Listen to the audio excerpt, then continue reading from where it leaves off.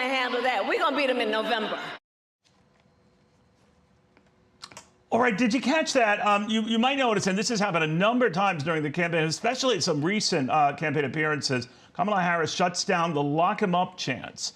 There might be a method to that. We're learning, and this is courtesy NBC News, that any comments that Kamala Harris makes that could be seen as referencing these federal charges ongoing against Donald Trump could affect his election interference case. That's the last thing she wants to do, or Democrats want to do. I want to pick John Hughes' fine brain on all of this, the former Deputy Assistant Attorney General, UC Berkeley Law Professor, much, much more.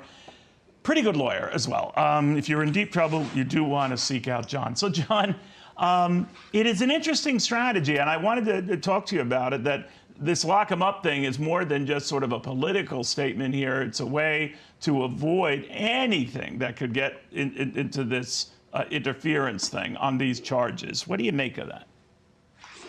If I'm the guy to call when someone's in trouble, then Kamala Harris and Joe Biden should be calling me up now, or the special counsel should be calling me up now, because they have dug themselves such a hole.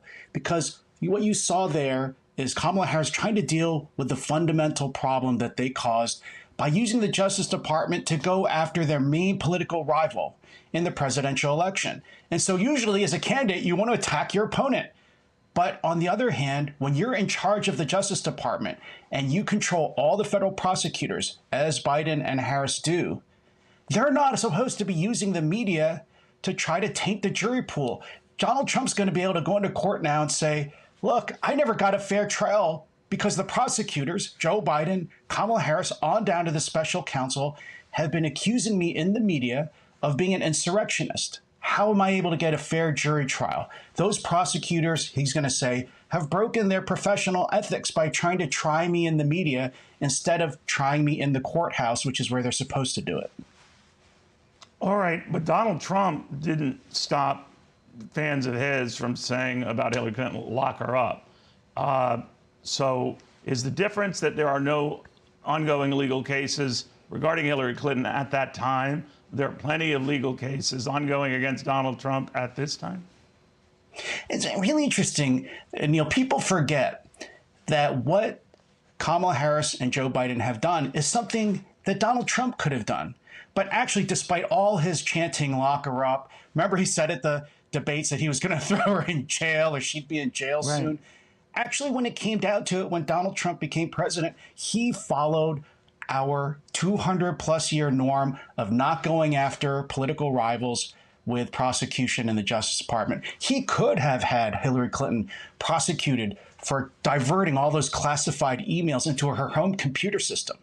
But he didn't. Actually, the Justice Department dropped it. They could have gone after it, but if you're just talking, I understand what you're saying very well, and you say it very eloquently, John, but if you're just talking about insightful rhetoric, both sides are guilty of this. I guess in this case, you wonder where this is going. In this particular case, that she doesn't want necessarily delayed or put off or God forbid, in her perspective, completely shut down. So where does it stand as things stand now? That's a nice point. Right now, actually, the special counsel just went into court to ask for a 3-week delay in the proceedings.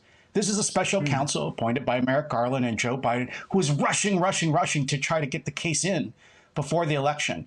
And it took the Supreme Court to say, no, we're going to strike out the main charge, this obstruction of justice charge, of Congress charge. We're going to strike that out. We're going to grant presidents an immunity from prosecution, which no Supreme Court has ever recognized before as for presidents. You couldn't get a stronger message from the courts that this kind of lawfare should be brought to an end. So I would say, I don't expect this, but I would say if Harris, who's vice president, or Joe Biden, who's president, were to do something truly daring, they could say this was all a mistake. We made a mistake and we're going to drop the prosecution. We're going to fire the special counsel. In fact, a trial judge in Florida has already said the special counsel is unconstitutional. We're just going to close shop on this and let the voters decide this November, which is how our system handled cases like Donald Trump for 200-plus years. All right, well, that would, you're the legal expert, but as you know, because I've watched so many law shows, I do qualify.